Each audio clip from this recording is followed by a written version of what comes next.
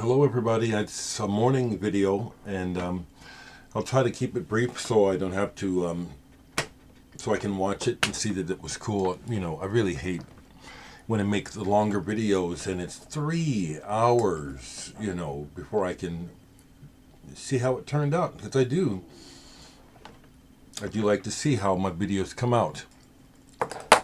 How are you all doing? Let me just check the date before I talk any further. It is the 16th of September. Time is just flowing.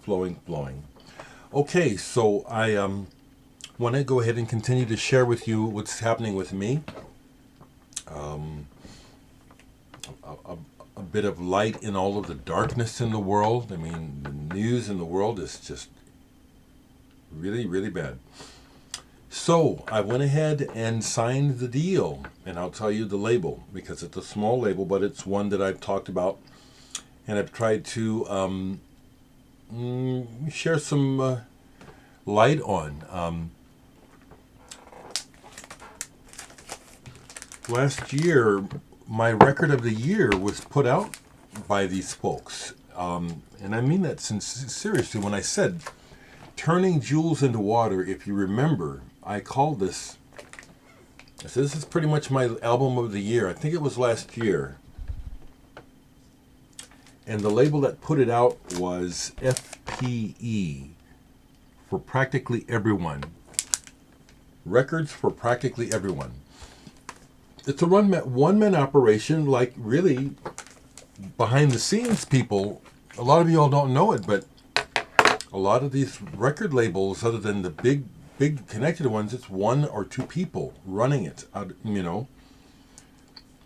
And so the deal that I signed with FPE is, it's very fair, and it's exactly the way that I did the deal with Indrima when I put out that band, my band, well, I'm in the band, when I put their record out on vinyl in conjunction with Team Love.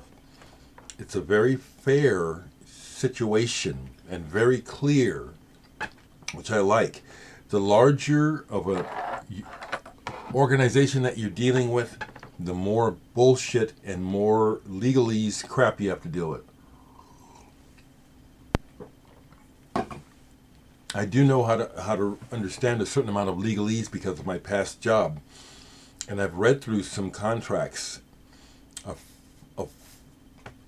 A person who I was getting to know, although he was homeless when I would encounter him, is a musician who was in a heavy metal band that was on the rise, that was being managed by the same person that managed Van Halen, the guy that died, Van Halen's original manager, the guy that died. Anyway, this person, I won't say his name, there's evidence of what was going to happen with him. But as we got to know each other and he told me his sordid tale of dealing with the major record labels and signing a deal that was worth, upwards of $1 million, he showed me the 70-page contract that he had stored on his laptop, you know. And when you get down into the legalese, way down in there, some of the things that the labels and the people are saying that go along with the deal are shocking. And it has a lot to do, you know, there's a lot of people who have had big hits who are bankrupt and homeless, okay? I'm not into that. I just want to put the record out and I don't want to do all the work myself. That's really what this comes down to. But the idea of being signed to a label is cool, and it is real. And this is the state of music in the world now. So my next record is I'm going to configure the last two records on Bandcamp. It won't be those as they are on Bandcamp. I've chosen the songs that I want on it, and I'm getting a different cover from a different artist. I'm not going to use one of mine. I contacted an artist who doesn't live here, whose work I really like, and he is going to let me use it for free for the album cover. I'm delighted. Can't wait to see it. But Turning Jewels into Water, they have a new digital release on the label. And I've become friends with Ravish Momin online. We've talked a little bit. I really admire what he's doing with his partner, Val Ginty. Val, I haven't spoken to her. I still think this is something that has legs to grow. I think this is something kind of different and really good. The other thing about the label, I'll talk about this. I'll talk about some other records, but you want to know about this, and I want to tell you. Because once I decided I was going to pursue getting my latest stuff on vinyl, I started to think about what labels realistically can I contact, and I started to make a list. In all honesty, FPE was at the top of the list that I thought would realistically respond to me. Trouble Mind was another label I had in mind. I was thinking, that I would go so far as, well, that's enough. I can't even think of some of the other names of the labels, but they were all operations where I thought I could, I had a chance. Matt, who runs FPE, has the energy. This is another release of theirs that really caught my attention when they first started sending me records. The first couple of things they sent me were okay, but when the Nicole Mitchell Black Earth Ensemble came, and this is their second album on the label, Intergalactic Beings, and then looking into Nicole Mitchell's background and what she's all about, it's like, this is impressive. This is a label this label's doing it right, and there's a blackness to what's going on. I'm seeing if I can see. There's another record that they put out that I need to listen to more. Actually, is this it? No, but I'll anyway. So that's what's up now. Here's the other thing. Another slight rant. We can't realistically get this record out, even though I'm literally working on it now. I'll be working on finishing my mastering of some of the tracks before I send the disc to him to be mastered for vinyl. So we're in process now. The artwork will be on its way. And so even though we're getting started now, realistically, because of the large record labels and Record Store Day, when it comes to the pressing plant, small numbers are put to the back of the line. And so that's why we got to start now in order to be able to have it out by next summer. Okay? That's a rant about about business and how things are just, when power and money run everything, which they do, nothing is fair. Nothing is equitable. So we're putting the hustle on now. Not really, but we're starting now with the idea. Originally, we wanted to think about maybe giving it out in the spring. But Matt, who knows the deal like even better than me, is saying, well, we probably can't get this out until June. But I need to have, I'm working on getting all the parts to him as soon as possible. Like I said, I'm going to be wrapping up my work on my mixing, what I send him. Because things don't have to be perfect, but you want them to be good. And the music's already good, but there's just little things. Okay? I'm going to stay on a little bit longer because I had been waiting to do some trading at this new record store in town, Vinyl Cup. And I got a hold of them yesterday and said, when's a good time for trade? And they said, come on down. So I didn't have a big bunch.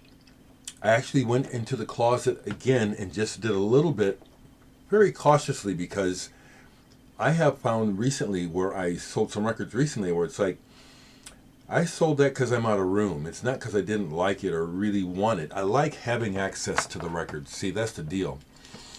It's different than having playlists. I like being able to reach down and grab the record and show it to you, and for me to just grab it and play it. So anyway, I like Vinyl Cup a lot. I like the guy that's running it. He's a fanatic about music. And I hope that the store survives, you know. There's always shit. But I found some great records there yesterday. Okay, I'm going to show you some of them because I don't know if I have time to show them all, okay? This was a find. Annette Peacock. Been on the streets too long. You do not see her albums on her own label out of England, Ironic Records. And this wasn't cheap. Okay, I'll tell you, I paid $50 for this album. All right, I'll tell you. And I'm doing it because I can. You know, I'm celebrating. I am. You know. And Bill Bruford is on this album. Evan Parker is on this album. Okay. Need I say more? Even without them, Annette Peacock is a badass. Some of y'all know her because of the work with Bill Bruford or Paul Bley, her ex-husband. Excellent. I was really knocked out that they had that and said, wow, this is the kind of stuff that I want. Okay, here's something that they got in, and it was there the last time I went there, and it was still there this time, and I said, okay, even though I don't usually get stuff like this, I'm getting this. A reissue of Groundhogs, blues band from England, T.S. McPhee.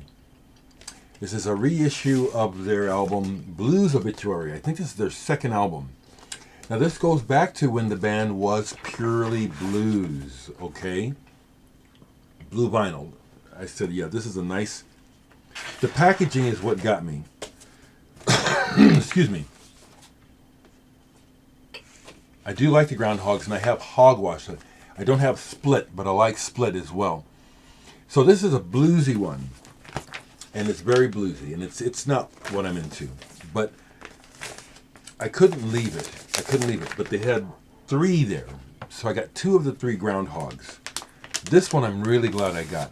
I had never heard this. I've just always seen it, but honestly, I had never heard the album. A really nice reissue of Groundhogs, Thank Christ for the Bomb. This is cool. This is when they go Prague, and it tells the story, either in this one or in the notes for this one, where T.S. McPhee talks about seeing King Crimson early on, and he said, I'm done with the blues. The blues is a dead end. We got to change. And so this, the very next album, I believe this is the very next album they put out after this, which is almost straight blues. No blues on here. You hear the blues roots in the playing. This is fantastic. Thank Christ for the Bomb. It's like he said, I'm going to go for it. The blues is a dead end, and I'm going for it. This is, man, I'm kind of surprised I'd never heard this. Comes with this really cool book that explains. And it also gives you the download code because there is a collector's version of this, even more so than this one, on clear vinyl, but a double album. This is a single album, but it gives you the download so you can download the other tracks. So I was really glad to get this yesterday, and I like it. I like this. Groundhogs, if you don't know them, check them out. I'm not going to show everything because the time is just running away from me. Let me just show a couple of the things that I got because I was very happy. This had been sitting down there for a while, and I finally went ahead and got it. The Deviants, number 3. This is good stuff. It's kind of rough, raw rock, but it's actually it's really good and intense. And this cover, prophetic.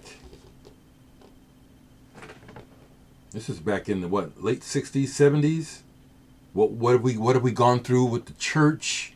Okay, it's not like it wasn't already known by many of us who are victims, and you know what I'm saying. Really, I just went ahead and grabbed this. I have their first album, Tooth, as a reissue, but not one with the big fold out. And I've been trying to hold out for both of these. I'd like to have originals, but I got them now. I was really happy to get these. I love David Sylvian, and this is one of his singles I've been wanting on vinyl. Let the Happiness In. I've had this on digital forever because the B-side is Blue of Noon. It's only available here. It's basically a Ryuichi Sakamoto track. It's just gorgeous. So I was able to get this on vinyl. Along with it, a sealed copy of Bamboo Houses, Bamboo Music, the 2000 remix. Vinyl Cup is my kind of store.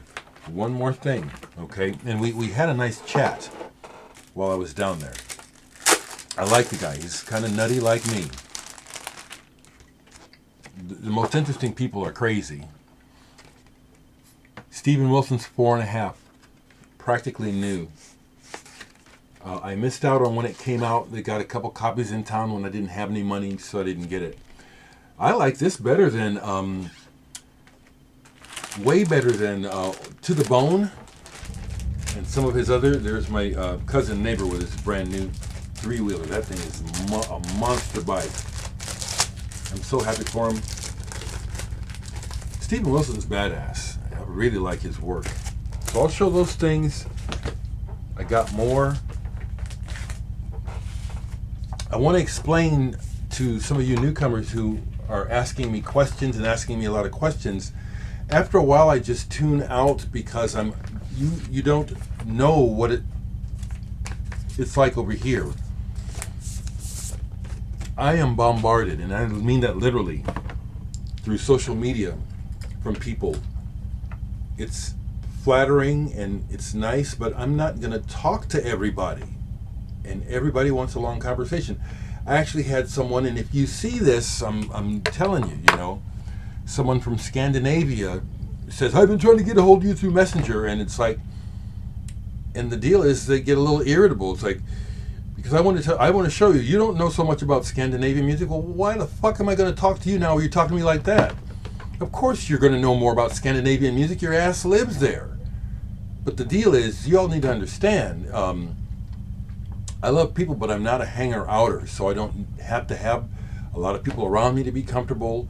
I like visiting with people one-on-one, and because of the nature of who I am, a lot of my interaction with people ends up being counseling. It's just because of the nature of who I am, and that is draining, and so I have boundaries.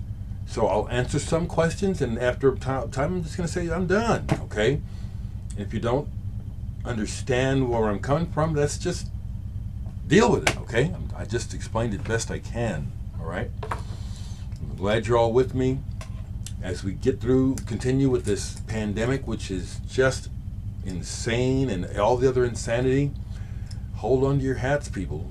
Keep checking in and let me know how you're doing, because really things are not getting any better regarding the pandemic, are they? Are they? But here we go.